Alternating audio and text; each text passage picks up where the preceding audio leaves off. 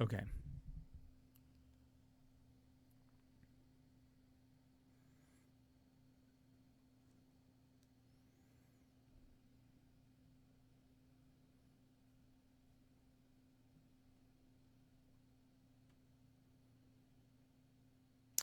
Okay. So as far as I can tell, we are live. Yeah, it looks like we are. Oh, you're right. I look like I'm in a tanning bed, and you look like you're perfectly lit, but that's okay. Well, and I have the bad camera. This is just the thing. Well, whatever. Who I'm cares? joking. Okay. Don't watch it. I'm just making sure that it's playing. It looks Okay. like it is. Okay. Okay. So Yep. I've waited all day to tell you Yep. what happened today. Yeah. So, okay, and for everybody else that watches me, first of all, this is my disclaimer. I love the UFO stuff. I am not crazy. There's some stuff happening right now that is unusual, and so we've been following it really closely because we do watch all these UFO shows, and we've been interested in these things, and like to have the actual real world mirror your interest is odd. Right. And today there was a Sure. congressional hearing that followed basically 5 years of disclosure efforts by some like legit Air Force pilots and military people. And so I watched 3 hours of testimony today, and Christy did not get to do that, but I did. 3 hours. Wow. Not on the clock, right? Let's call it. I mean, let's call it 2.5. It wasn't like it was in the middle of the day on a Wednesday, a work day, or anything. I was working. Hey, this is some important work that's going on right now. Okay, so, and I'm gonna explain to my wife, who knows all of these people, and I'm gonna assume that that anybody that's watching this. Say it to me like I don't know. Okay, well, I'm gonna say it to you like you don't know, but I know you know who I know. Right. So the 3 people that testified were Ryan Graves, the Air Force pilot, who's the bald younger guy, Air Force pilot who was flying on the East Coast. What did he see? He saw the sphere with the square inside of it. Yep. Okay. And then he started Americans for Safe Aerospace, which is basically a it's kind of like a citizens group, but it's like pilots and people that are in the airspace community to like share their experiences and not feel crazy. Yeah, crazy. David Fravor, who was the OG, 2017, he was the one that was stationed on the Nimitz. He was the commanding officer of the Black Aces, a decorated, highly accomplished Air Force pilot in his own right who caught that tic-tac. It's the black and white video that you see of the thing floating along the sea. Right. And then the third guy who, if you watched, was in the middle of the group, that was David Grush, who was most recently the guy that was the whistleblower that came forward, a 14-year veteran of the intelligence services. And he was the one that was on News Nation over a month ago now. Wow, talking. It was a month ago. Doesn't seem that long ago. I know. He was on a month ago in News Nation. You know, I was really I was so bummed out that it wasn't something else. But News Nation it's owned by the who is it that owns the Chicago news networks? TBS. I think they're like a subsidiary. They're an online subsidiary of TBS. But he was the one that said he has direct knowledge of crash retrieval programs that are operating outside of congressional oversight, which are funneling retrieved objects of non-human intelligence to commercial enterprises so that the government has plausible deniability. This all sounds crazy, but all 3 of these people swore under penalty of perjury today that all 3 of these reputable people. Yeah. So they're sworn in front of Congress right now under penalty of perjury on all of these things. Now, what what they said today was basically the same thing that you and I already know, which is the two pilot stories, the two primary stories that they have always shared, that are backed up by video evidence. Right, the Tic Tac and the Sphere Square. Yeah, some of it you've seen and some of it you haven't seen, and that was one of the things that was a little bit frustrating for me for Ryan Graves. Like, he's seen a lot of things that haven't been released, and he was kind of saying like nothing that he's seen in his cameras, and they've got the actual video footage of that stuff.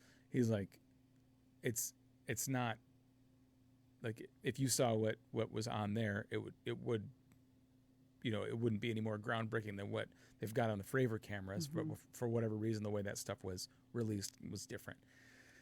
And then David Grutch, the intelligence guy, kind of stuck to the same exact thing, did not elaborate, would not color outside the lines because he's not allowed to, right? Well, he's not, and he is under there's a lawsuit right now, right, basically that he is trying not to. What is? Yeah, I don't know how to say it. Not perjure, but NDA. Yeah, he is not saying anything that he didn't already say in public that he wasn't already cleared to say. Cleared, that's the word. And they rattle off a lot of acronyms, and like my dad, when Dad was like in the Army, and he would rattle off all these acronyms, and you're like, right, you just said a different word for pants. Yeah. So he does that the whole day. Right. And everyone's kind of like, if nothing else, it does give another level of like, okay, this guy for sure, and we know. I mean, everybody that was there, it kind of like validates each other of who all's there. They were the only 3 witnesses that were allowed to come, and there were some other witnesses that were going to come that were basically scared off or restricted by the Pentagon or the Department of Defense from coming. And you and I will know who that is in the next couple of days because we follow all this stuff so closely. But there were a few other people that were supposed to be there.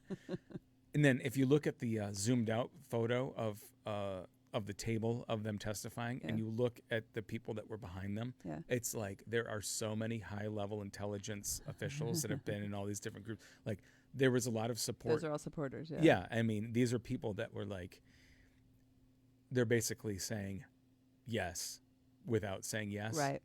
Right. So, and if you look at these pictures, and I'll throw one up at some point, but it's crazy to say this and to have seen it because it really happened, and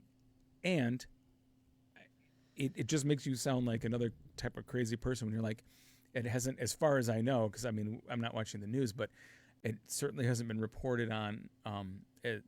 Yeah, we don't watch the news. The way that it should, that you would think something like that would have been. Yeah. There's very high level. Well, it's just like during COVID when they all agreed or disclosed that, yep, we've been tracking some devices we can't explain in the sky, and then no one cared. Like, what was that about? Why did no one care? And so, and they touch on, so those were the witnesses. It was Fravor, Graves, and Grush. They were the 3 main witnesses. And then the panel, the Congressional Oversight Panel, was a bipartisan panel. Tim Burchett, who's the Southern Tennessee guy, who is, I mean, it's like he's trying to be a character out of a movie. And he, of everybody that's got anything to do with this, he's the one of the guys where I'm like, oh God, he just is. I mean, he is. Well, he's from Tennessee, so I'm sure he's got quite an accent. Well, yes, and he does that thing where it's like, well, and first of all, let me tell you, it's my wife and I's anniversary today. Oh, so okay. I mean, he's just doing that. It's like, dude, we're Yeah. talking about some big shit here, Yeah. But he's also super deep in this. So I don't know anything about his I mean, he's a Southern Baptist right-wing GOP congressman, so I can assume I know a few things about him, but as the character in this bipartisan oversight committee that's specifically looking at UFOs, like, he's a funny guy, and he makes me cringe a little bit just because I'm like, dude, we're trying to give this some legitimacy, but his character's not so serious. No, but he's humanizing it because you can see that he's honest about what he wants to know, and And then Representative Luna, who's a female, she was in the Air Force also. She's a retired Air Force, I believe, and she's a representative out of Florida. These are all like people that have constituencies that are very curious about this stuff. The Democrat from, I think there's another Democrat from Florida, and he's an attorney, and I watched all of them do the pre-press conference thing, and so you can sort of see the dynamics that are going on here. The other AOC showed up towards the middle of Matt Gaetz and AOC, who are like these, again, like Marvel characters out of the political comics of what I assume is going on. Like, I don't know who these people really are. I just know they're extremely polarizing, but they're in the same room at the same table, not yelling at each other, and like literally asking they're asking substantive questions throughout the day. So that was good to see, you know. So so they kind of take their time, and if you haven't watched hearings before, and I have gotten in the habit of watching not just UFO hearings, but when there's stuff that's going on that I am curious about, I do watch the, you know, C-SPAN, the feeds, because it's like you're going to get the unfiltered, like, this is really what's happening in these rooms right now. So I watch the whole time, and they basically each have 5 minutes. They'll take you know, a couple minutes to ask a question directed at one of the three witnesses. Those guys will answer. It was very actually concise. It wasn't rambling. And it didn't do that thing that they did in the last hearing that involved the All Domain Anomaly Research Office, which is AARO, which is kind of supposed to be the anomalous, you know, like group right now. Right. I watched that hearing, and that had like NASA and all these different far-flung groups, and they were talking broadly about our abilities to observe, like what we can observe and how it is that we're tracking things. It was really boring, and it mostly dealt with, like, how do you identify a flock of birds? How do you identify commercial airplanes? And it's you have to get to know that if you're going to be talking about. Sure. Yeah. But it's like, that's not what we're talking about. But they have to, like, identify that in order for it to be. Yes. And again, if I was just going to go by the numbers, it's like 85 to 90% of all of the stuff that group deals with is immediately chopped off and categorized and added to this data pile. Right. And then there's the 10% of unknown, and then there's the 5% of that's really unknown. Right. So, you know, cutting to the very specific cases and the very specific points that these pilots are making, and the claims that David Grutch is making, which points right at all this stuff. It's like, okay, these congressmen who have also been looking at all these things and asking these questions have been shut out at various levels of they went to Elgin Air Force Base, and were basically told that they were going to be shown some stuff and talked directly to about UAPs, and basically got stonewalled, and that flipped the switch on Burchett and Moskowitz and Luna. Those are the kind of the three main people in this group, and they're like, well, wait a minute, we're on the Congressional Oversight Committee for, you know, national security. Oh, and Rubio's the other one who, you know, again, like you're talking about people that, on any day of the week, I would say, I'm like, yeah, I know what the story, I know what you're supposed to think about these people. Right. You know, I know what their characters are in the world of politics. I know what, you know, their positions are generally. But when it comes to this stuff, it's like, hey, we're not talking about politics. We're talking about national security, which is not a political issue. Right, exactly. So I guess what it was for me, what it boiled down to at the end of the 2.5 hours, and there were a lot of specific things, but it's like we have sworn testimony from military officers and intelligence officials right now that's on the record at Congress under penalty of perjury that pilots are encountering things that are operating on our airspace that we have that defy our known laws of physics and material science. That's on the record. Right. We have a crash retrieval program that's operating somehow outside of the oversight of Congress. Again, on the record. Right. Why do we have that program? How does that operate? Right. And that's the thing that's really upsetting the Congress people. is it's like, how does something like that get funding? Right. And why? Well, and when I was talking afterwards, I go in my office and I kind of bounce around. I'm like, hey, hearing's over, you know, and so, and so I talk and to his credit, Scott, I mean, everyone's really it's funny where people's acceptance are like, well, there's nothing we can do about it. I'm like, I know, but isn't it interesting? And aren't you curious? Well, and I'm saying, take all of the like the unknowns out of it. The knowns are there are departments within our government. This is such conspiracy thinking that are getting money somehow. But it's a fact. Right. So like that's not a conspiracy. It's a fact. Right. So right? Okay. and so there was some speculation, some questions back and forth between Grutch and some of these congressmen.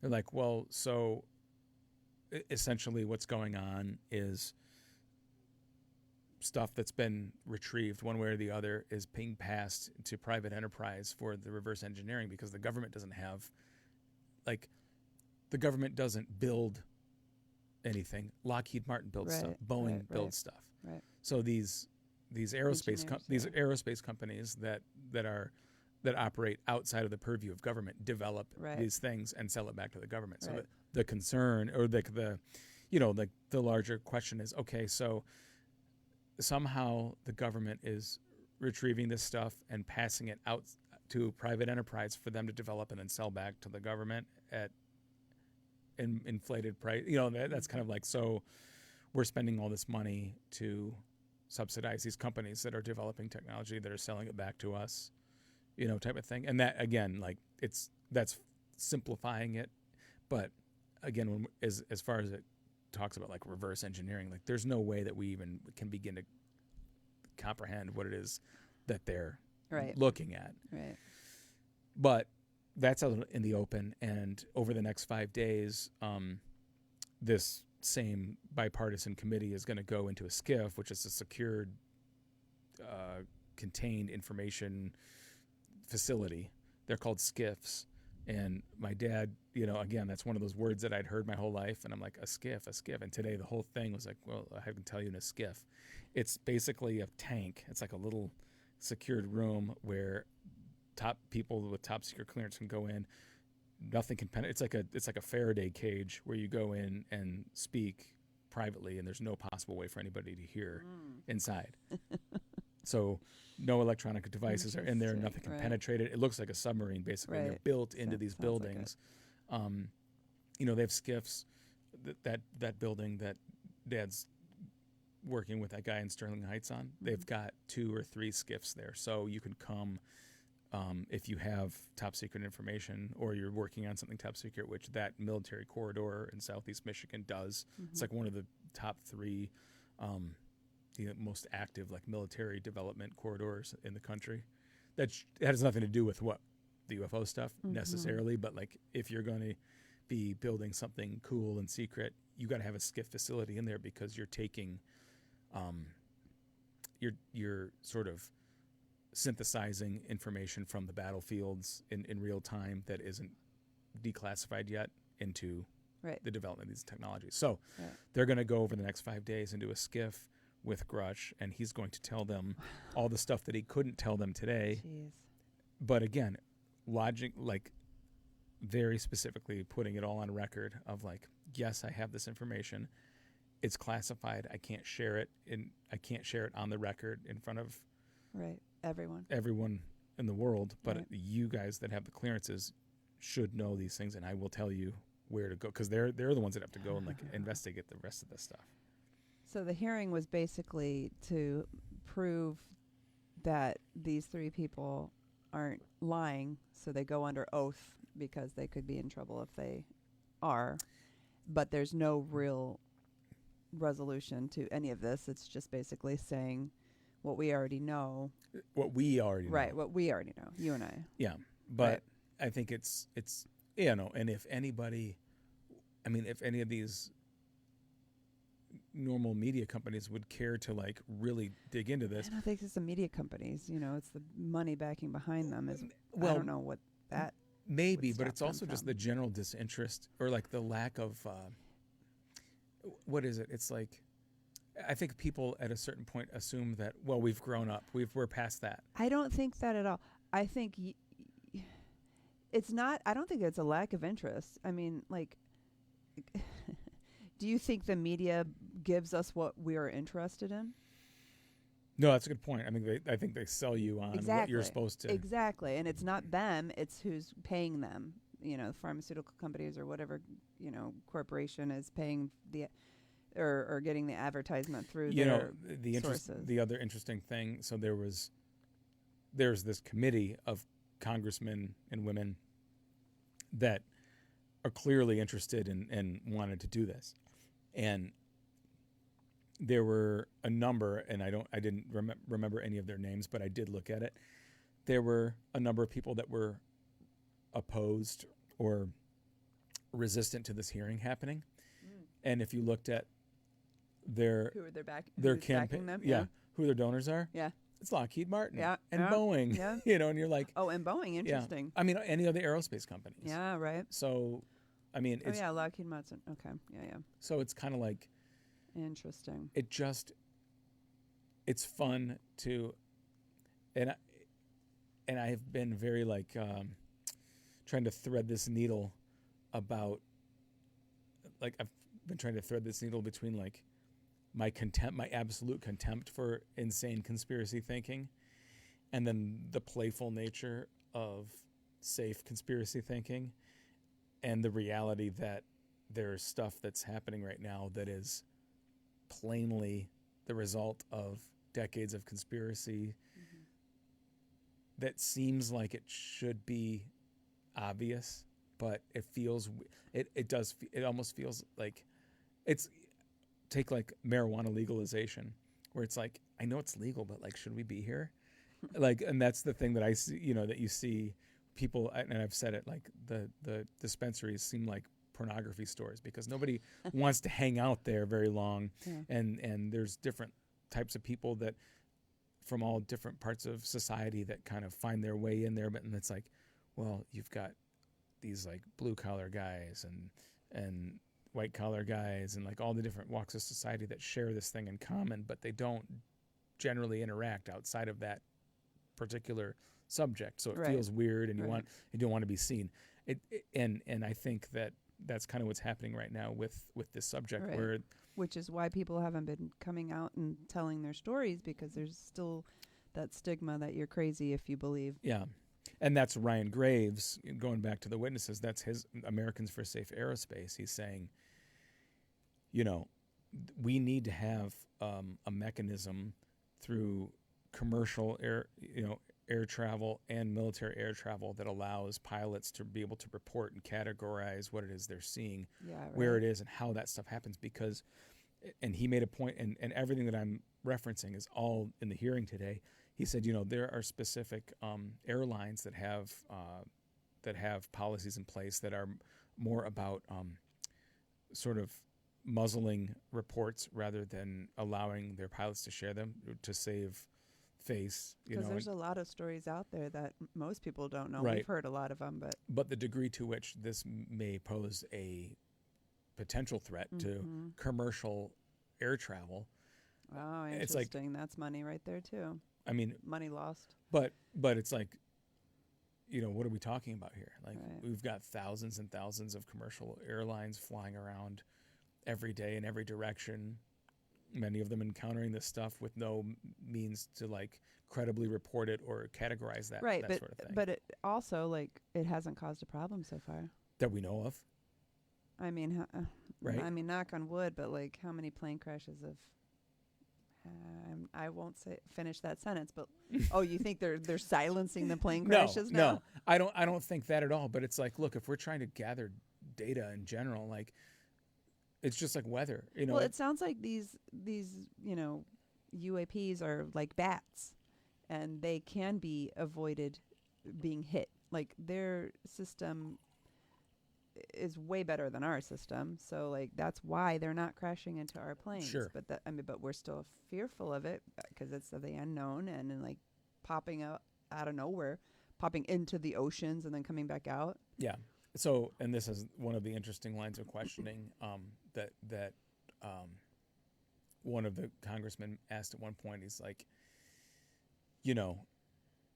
if this were posing a direct threat, is there anything that you feel that our systems would be capable of doing to prevent it or defend themselves from?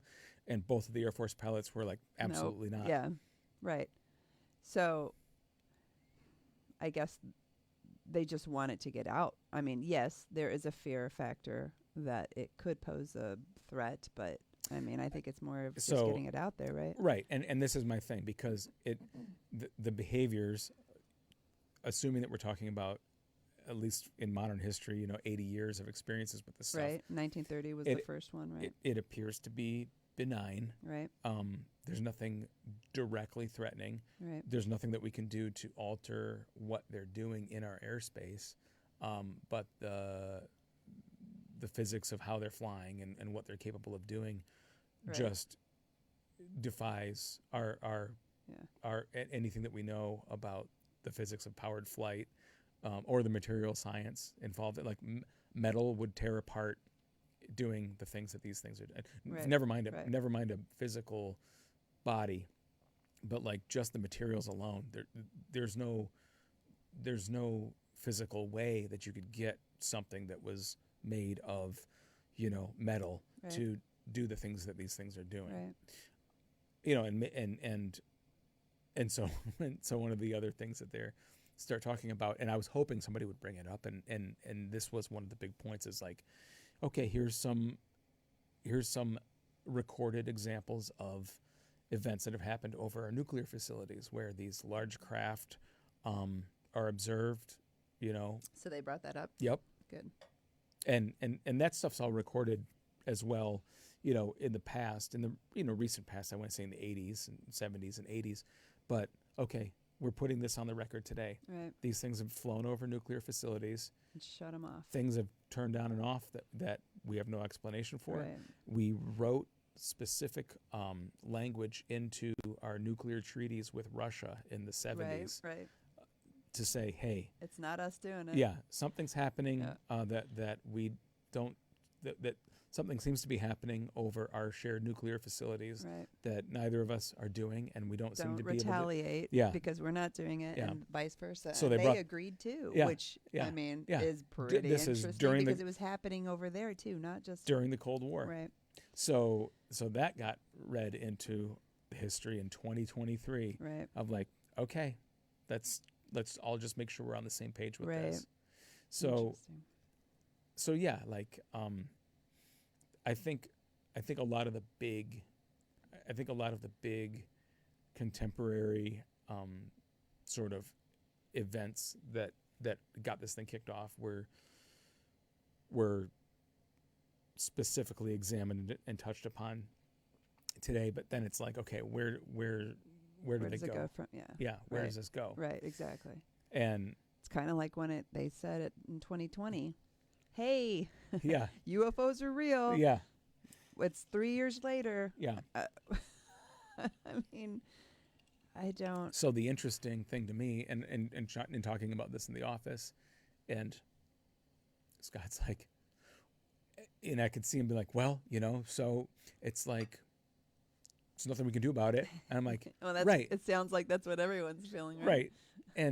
And that's kind of the point, but it's also like, but aren't you interested? Doesn't that give you some, like, doesn't that light something inside of you? Right, exactly. Aren't you curious? You a little curious? Yeah. And it's like, and to me, I was thinking about it, and I'm like, it's funny because on the one hand, it's like I've trained myself not to react to like normal day stuff. I'm like, try not to get wound up. And like we jokingly have fun about like, we have a reaction to everything because it's funny out of a joke.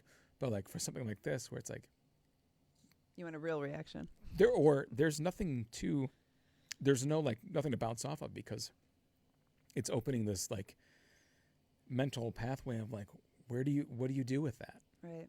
Because it has to force you to confront. Well, I think the responses like he had are kind of the responses like most everyone have, because like, what can you do? But just wait and get more information, I guess. or not, and go about your life because it's not changing it in any way. We just have a more curious mind about the paranormal. Agreed. And because, we have had experiences too, so make sure he knows if you're calling Dadsy. I'm not calling Dadsy. I talked to Dadsy today. Yeah. He doesn't have much to offer. Okay.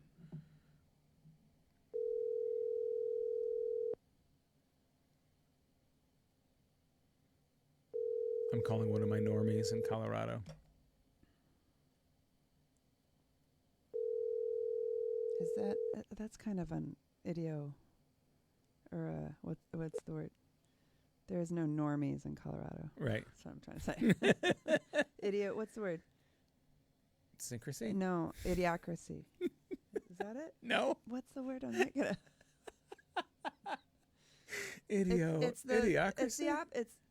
I know what I'm thinking. It'll come to me, and then you'll feel stupid, and you'll be the idiocracy man. Idiocraman. Hang on, for a real dose of normalcy. Oh no, that's. What are you bracing yourself for? You're Hi. big. Hey. What's up? What are you doing? You're live, so you know. What? Yeah, you're live, so you know. Greg made me have a podcast on Facebook about the UFO hearings today, and now he's calling you, so you know. Okay. Well, just to get you up to speed on what's going on with me, I literally just got to La Paz, Mexico. I've been traveling for 24 hours. Well, look up in the sky then. It's still light out here. Are you like 50-50 living in Mexico now? I aspire to, but not quite yet. I would say like maybe 20/80 at this point. Okay, so are you aware at all of the UFO stuff? Not really, aside from like whatever you're muttering about on Facebook. So no. Well, today on the airplane, I did not see any. All right. Buenas noches and feliz cumpleaños. Okay, vaya con Dios. Hasta luego. It's funny how I don't know when she's going to Mexico. It's probably best. It is best. Okay. And Uno, let's see.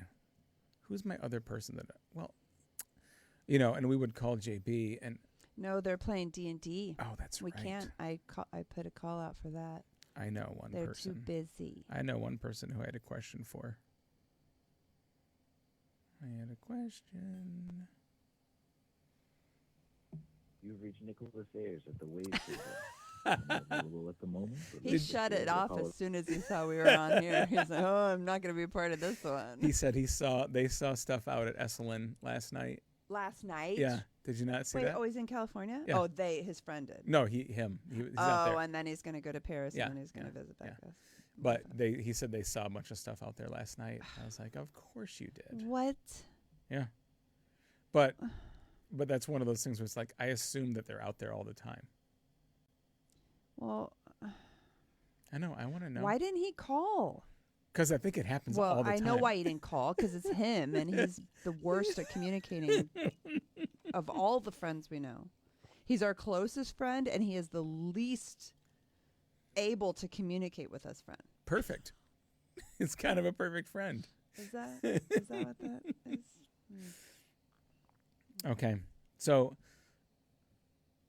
I put a lot of anticipation into whatever I thought was going to happen today, and it was the worst case scenario is you'd get there and it would be a standard congressional hearing that was like basically talking about the most boring parts of all of these things instead of going right at the issues that the people that are most concerned or like interested in this stuff already know about.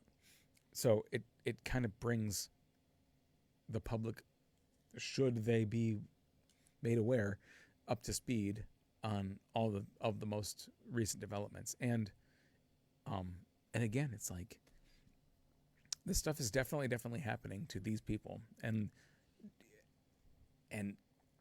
I just can't imagine. I just can't imagine being like, it doesn't concern me, or being like, nah, that's not true. There's obviously something else. Like at this point, if you are I get being a committed skeptic, but if at this point that you are resisting the information that's being shared, it's kind of like, okay, are you afraid of something, or are you? I think it's just there's no real definite answer. It's kind of like religion or something. Like Yeah. no one knows. I got one more person who actually I was communicating with during the thing today. What up, G? Where are you at? I'm at home. What if I told you you're live on the air with me right now? I'm live on the air, eh? Yes. Okay. No pressure. What are we live about? What do you think? Oh my gosh. A little green man just told me we're going to talk about UFOs. This is John Archambault, and I just was telling, and I made Christy sit down with me Hey, because John. Hey, how you doing, Christy? I'm okay. so she didn't watch the hearing today, but she and I Because obviously some of us actually have to work at 11 o'clock a.m. Right? But I was Some of us can listen while we work. Yeah. It's multitasking. Exactly. So I mean, I guess I could have, but so I brought her up to speed on everything, and she is conversant, on the subject, obviously. But I really did. I was so glad that you were watching it in real time. Because I would say you are one of the you are one of the most reasonable skeptics over the years, and as long as I've known you, and we've never really got into the weeds on it, and it's probably something that you're like, is Greg crazy? I think, he already knows you are, but like it's a matter of how crazy you are, I guess. Yeah. But also that you do so you've got such a good scientific mind, and like you're a rational person with a background. I will agree with that. I try to be rational. I don't know if I have any kind of great mind in any way, but anyway. Yeah. But I would consider you somebody who I don't think that I detect. You don't have a contempt for the subject, and you don't have a. I don't think you've got. He has an open-minded curiosity. Yes. Yeah. That's the way that I would. That's how I would characterize myself. I think we all are that way as well. It might seem like we're on one side more than the other, and I guess we probably are because we have actually had experiences and stuff. But we're still open-minded to it. Like we don't know what it is. We don't think it's an alien per se, but it could be anything. It could be a time traveler. It could be a.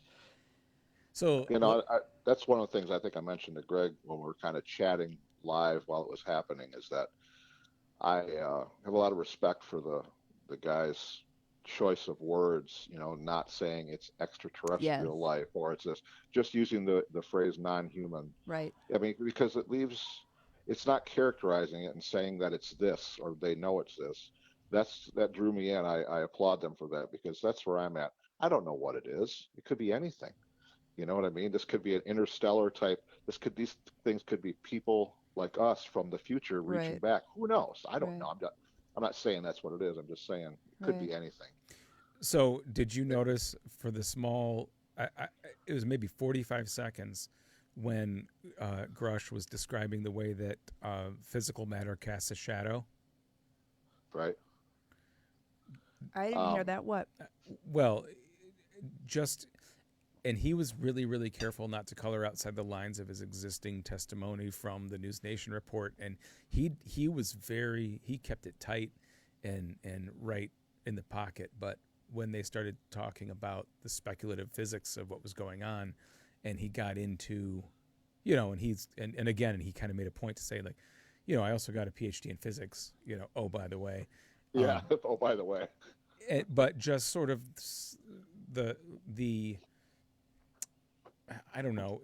That was one of the points where it kind of got into coloring outside the lines of the physical nature of these things, and it's like, what's the difference between what we're perceiving and what's real, and what's like, okay, we're talking about craft, but what's the function by which they are actually traveling, all that sort of thing. So I thought that was kind of that got really close to getting into the weeds of like, okay, we can get into some weird stuff here with this. Yeah, things that are way beyond my capability of understanding. Obviously, for the same for most of us, I would assume. I mean, I know a little bit about physics, and I understand some science, and just enough to know that I don't know or understand a lot of it. But it was really fascinating listening to an expert witness, eyewitness, describe this thing. It's mind blowing, really, Right. to think about what's out there or wherever it's from. And And the technology, to hear those pilots confess that, answering the questions, did they feel like if this was an aggressive or hostile situation, could they have done anything about it? And basically they're just like, no, yeah. nothing. Right. And those are pilots I that can't imagine piloting the most advanced technological planes that we have ever had, and then something like this happens, and those guys are just like, Right. we got nothing. We got nothing. And one of the points I was making just out into the void of the internet to somebody who's like, oh, it's more of the same, no evidence. And it's like, dude, here's some evidence. We've got pilots that are flying $70 million aircraft that are either crazy, and how are they able to achieve 20-year military careers in the most advanced air force on the planet? Like Right. that alone, if that's your contention, is like, well, there's no evidence. It's like, okay, so then these guys are there's a new level of human intelligence of these sort of like autistic, I don't know what you call them, savants that are somehow able to be insane but also piloting $70 million Yeah. aircraft. Like, If these guys are some type of lunatic, attention-seeking people, they are the most low-key Right. lunatic, attention-seeking people I've ever seen. I it, mean, they came across as totally believable to me, Yeah. and I was just struck by the courage of some of the things they're coming forward like that. That's I mean, with it's so much true. on the line, and in this day and age, even their lives, yeah. it's kind of amazing. Well, and David Fravor, going back to one of the points he made, he's like, he was approached 6 times by the New York Times for that story originally back in 2017 before finally agreeing to it, and he's gone Right. on to have a professional career in other ways. Like he's not that guy. He just happens to be the one that grabs him. Yeah, was he the one? See, I'm like I said, I was working and listening, so to be completely honest, I might have missed some stuff. I know I missed some stuff, but is he the one that was saying that when they were asked about any repercussions or hard times they've had since coming forward, is he the one that said, actually, it's been pretty smooth for me. I haven't had any problems. Yeah, that's him. Yeah, that's the guy. Yeah. He's the older guy. And he's Yeah, got the 'cause, longest they said, story. dude, you're the reason we need you to do this because you are like the most credible person. That nobody's going to come back at you and say that you're this or you're that, or anything but a credible Right. witness. So, And the other yeah. great thing, to his credit, and whether it lends credibility to his experience or not, one of the coolest things is, did he ever have another experience like that? No, he didn't. Right. That was the only time that he ever saw anything or had an experience like that. And unfortunately, in the case of Ryan Graves, who's the younger pilot, it's like he was seeing them every day for an extended period of time on the East Coast. But it's almost, to me, it's like it's almost another one of those anomalous things where it's like, okay, this is the most intense sighting and the most evidence that we have on video when it comes to Fravor's, and it's the only one he ever had. Yeah. It's like, yeah, it's just how it is.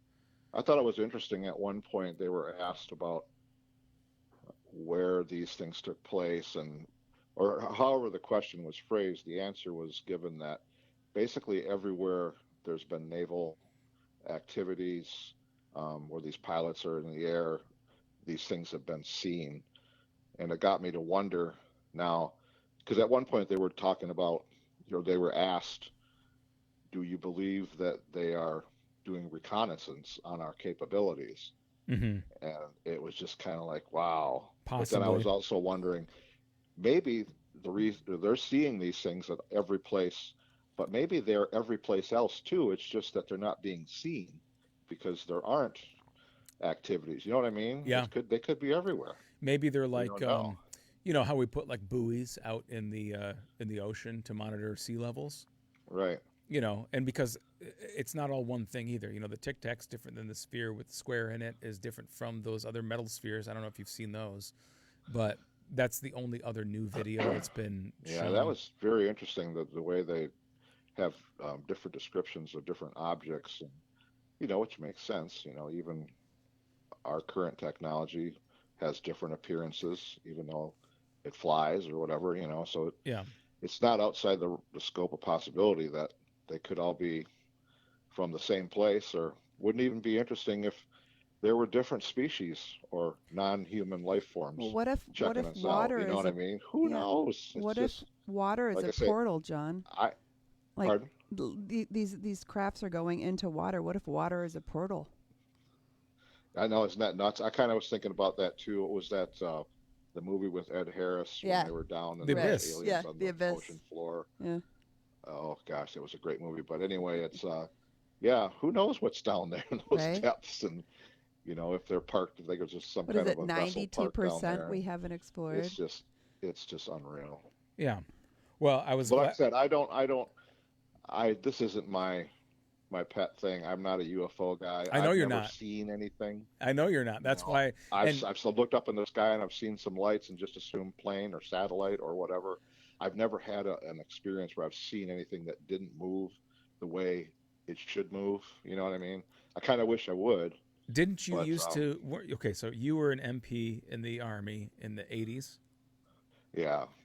and didn't you used to accompany nuclear stuff? Well, I can talk with you about that in a different environment. No, just kidding. Those guys kept saying that. No, but yeah, we flew air missions all over Europe, escorting. It was basically a big shell game. We weren't with live nukes that would be fired. We were with components that are constantly being shuffled their location so that nobody knows where everything is all at once, basically, probably including the U.S. military. Interesting. So that's just what we did. We flew escorting these bits and pieces, different places all over Europe. But never any nuclear fissile materials. Fissile? Well, here's the thing. Even though we had secret clearances and all that stuff as MPs, I mean, to be fully honest, we needed to know only what we needed to know. So I can't speak to what exactly. You know what I mean? I wasn't privy to all the information. I was a grunt. I'm trying to draw the helicopter would land and we would shuffle out and set up a cordon around it to keep it secure. The techs would come out and they would unload the cargo and put it into a bunker. Our job's done, that kind of thing. Right. I'm trying to draw the conclusion that maybe if everything that you were around was inert, they would have no interest. Yeah, that could be. That could be. I don't we mean to could have been hauling around placebos and they didn't even bother checking us out. But a lot of times we weren't looking out the windows of the Chinooks either. So that's true. Who knows what was out there? And well, most of the time we flew was in the daytime. I didn't want to. I don't mean to intrude. So I appreciate your time, and I love bouncing stuff off you, and I will take the ribbing from you, and I always appreciate when you chime in, because I think that you're a perfect foil for my little obsession. For your hat, for your tinfoil hat. Exactly. Yeah, anytime. I'm happy to talk about it. Like I said, I don't know anything about it. I just think it's really interesting. Yeah. I like to follow along and watch and learn and see what's what. And I'm tickled that you're. I don't discredit you or mock you or anything. I think it's awesome that you're spending some time of your life in exploring and investigating this type of thing. Especially with your, if I may mention, your connections with the military, and you've got some inside information of your own. Well, so our interest in that's ghost, pretty cool. Our interest in ghost podcasts wasn't going anywhere, so I think he had to switch it up. Well, I've never podcasted before, so if that's what's happening right now, You just did, John. You I just did it. You just We did just it. popped your cherry. Yeah, you got 100%. You have 2 gold stars now. Oh boy. All right, I'll follow up with you on the next thing. All right. Well, thanks for checking in, and always good to talk to you. All right, buddy. All Take right. care. Say hi to Jamie. All right. Take care. Bye now. Yeah, John started messaging me halfway through, and I was like, "Oh, cool! Somebody else is watching this with me." Oh, yeah, that's fun. yeah, and he is somebody that like I said, he's got, he's a science guy, and he's a rational adult, Right. but also like, He's got a curious mind. yeah, no, he's a good It's because he's an artist. Yeah. Artists are going to be open-minded to that stuff, and I think that's the problem is we don't have enough artists on this planet. Yeah. Well, it's always been for him, like he's got the right amount of resistance for me. Because I remember the first time that I can remember bringing anything like that up, he kind of like, he laughed in a way where I was like, oh, you don't like, it was almost like a reminder that like, oh yeah, that stuff's silly. And I was like, and this was before 2017. Yeah. And I was like, I mean, yeah, I guess, I could be that guy too, but Right. but I hung on to it. Well, you believe what you believe. I don't know what I believe. Sorry. I've got a work thing I'm going to Okay. schedule. No, I'm fine. We can continue. So we've got a few. Okay, so the Brian Fisher said that the word was oxymoron. Thank you, Brian. Yep. That's exactly what I was trying to say. I knew someone would figure that one out. And I kept like trying to think, and then we got in the conversation with John, and then I forgot, and then I went upstairs. Oxymoron. I knew that word. What Makes was- me look like a moron oxy. What was that in reference to? It was, I don't even remember. I'm sure John would remember, or Brian would remember. We can go back to the tape and play it back. Yes, I'm sure it's riveting. People want to know. Okay, 12th, 20th. so that's everything. It's almost an hour. Oh my God, really? Yep. Wow. Okay, then I'll do my work schedule in a minute. Was there any other questions that you had? No, I mean it sounds like it was basically just saying under oath everything we knew. So there was nothing new. So when you said, "Oh, it was crazy," it really wasn't. It was. It was everything we crazy to knew. have. It was crazy that they're under oath, It and now was- it's on record. Yes. And there were people of names that we've heard of that showed up, and you saw badges and twinkles in people's eyes and oh, stuff. and that was the other thing. So when I was talking about the peanut gallery behind the witnesses, George Knapp was right there behind David Grutch. Oh, I love that guy. And Jeremy Corbell was there, who is like, I sort of think of him in a different way from George Knapp, but like George Knapp's been, he's been with us since the inception of our relationship. Yes, indeed. We used to fall asleep in Durango, Colorado, listening to Coast to Coast late night when Art Bell was live. And George Knapp wasn't even involved at that time. He had just become involved a year or two after. He had been a reporter in Las Vegas, yeah. and he was the one that broke the Bob Lazar story. Yep. Bob Lazar, also an allergist in Traverse City. His name didn't even come up today on the panel. Yeah. Actually, I was glad they steered around a lot of things. Yeah, because that has a whole connotation of where he, There's issues with that. right. His radio show has a lot to do with conspiracies and stuff. We wanted to make this more legit. No, Bob Lazar. Oh, I thought area you were for- talking about George Knapp. My bad. Oh yeah. Oh, no. Bob Lazar. Yeah. Okay. Yeah. Yeah. There are issues with the. Well, I mean, are there? Yeah. That's an older one too. Yes. The most interesting thing about that, though, to me, is that like the things that people use to discredit the Bob Lazar story, in the historically, have kind of fallen by the wayside, and there's more about that seems to be confirmed. Not valid. Oh, confirmed. Yeah. More confirmed than More, yeah. Okay. So, like, okay. the things that have come out in the last 5 years have had more to do confirming his story than discrediting it. Okay, but that doesn't have anything to do with his story. I mean, he said that he worked at a... You say the things that have come out have confirmed his story. The things that have come out have been a part of his story that have confirmed it, or adjacent to his story that makes you in your brain confirm it more. The stuff that David Grush is saying. Okay, then that's not part of Bob Lazar's. You can't say that. It's almost an exact echo of what Bob Lazar was saying in the 80s. But it's not the same story. Okay.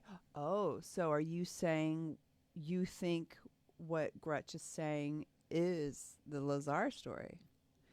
Oh, but we don't know yet.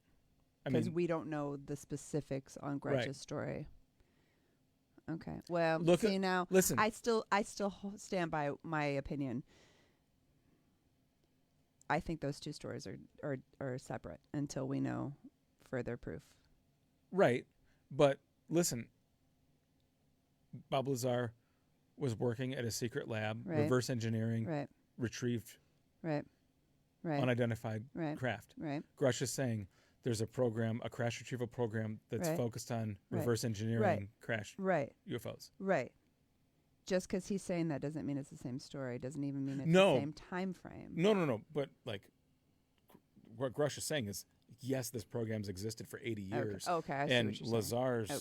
Lazar popped up in the 80s. Right. And everyone was like, oh, yeah, but also we can't find records of you having gone to college at this place. Oh, because no one can erase those records. Right. But then his name shows up on the personnel records at S4, and he knew his way around the base. I mean, like all that. Right. No. That's when you get into the real... No, I believe the Lazar story. Yeah, that's when you get into the real nerd UFO stuff where it's like, okay, look, if you've spent any time looking at this and it's interested you, then you've really dug into it. Right. And I've watched enough of that stuff from the 80s on to know that, like, okay, there was some questions about his educational pedigree, but there's no doubt that was the only question they had. They were just trying to discredit but there's no doubt that him. There's no doubt that he was there. Right. Yeah, he was definitely there. Right. That was just their attempt of discrediting him as a person. And is there a disinformation campaign that the government's run? That question came up all day today. Absolutely. Project Blue Book. The whole point of Project Blue Book was to discredit UFO reports. Right. I mean, so we are not alone. We're not alone, because there's people that are watching this that are super into this as well. What is it, 3 or 4? There's probably 5. Right now we have one person watching, but we've had 1, 2, 3, 4, 5, 6. We've had 11 comments, and we've had viewers. One of them was about the oxymoron. He just wanted to tell me the word. It was mostly about language. It was mostly correcting our use of the English language. Yes, right. But or maybe stop hitting your microphone with your headphones, Christy. Yeah, I'll get you a mic helmet. I know. How about just no cans? I would rather have something different. Take them off. But then I can't hear, right? I mean, you can hear me talk. I guess. And you can hear you talk. But then I'll hit my face. Okay. We've done our duty. I've done my duty, my wifely duty tonight. Let's take a bike ride. All right, bye. If it's not raining. Bike ride. All right, good night, world. Good night. Thanks for tuning in.